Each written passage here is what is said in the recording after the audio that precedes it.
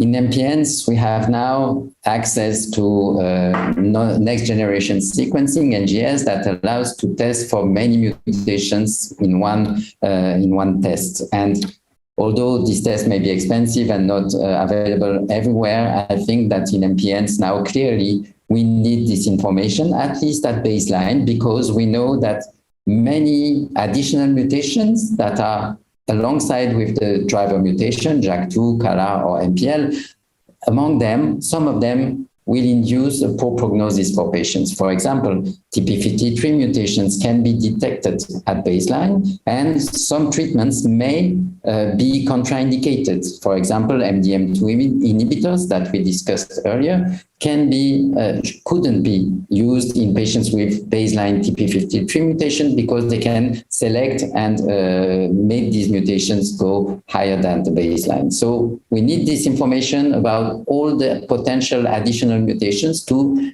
tailor our treatment and management of patients with the current best of therapy we can apply to them.